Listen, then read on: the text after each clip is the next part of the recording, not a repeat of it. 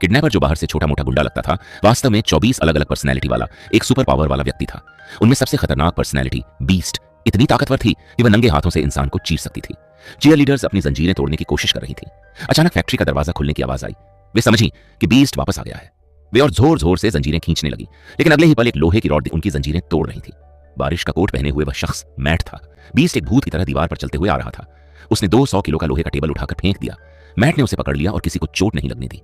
Mat ने counter attack किया। उसने बीस्ट को पकड़कर शांत करने की कोशिश की, लेकिन उम्र के कारण वह थक गया। कुछ देर की मुठभेड़ के बाद बीस्ट ने उसे उल्टा पकड़ लिया। बीस्ट की मांसपेशियों ने मैट की सांस रोक दी। आखिरी मौके पर मैट ने बीस्ट को पकड़कर खिड़की से बाहर कूद दिया। 30 मीटर की ऊंचाई से गिरने के बावजूद दोनों सुपर पावर वाले को एक खरोंच भी नहीं आई।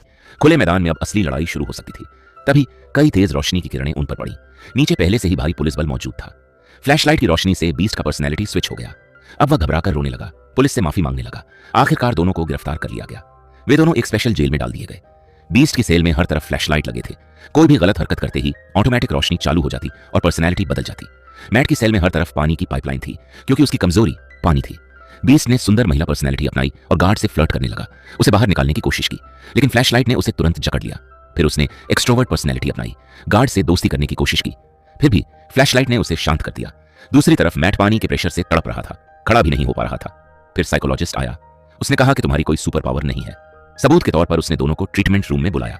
वहां एक और कैदी था, व्हील चेयर पर बैठा, खुद को 300+ IQ वाला सुपर जीनियस बताता था, लेकिन उसकी हड्डियां इतनी कमजोर थीं कि आसानी से टूट जाती थीं। डॉक्टर ने मैट की MRI रिपोर्ट दिखाई। उसके दिमाग में एक अजीब क्लाउड रिंग थी।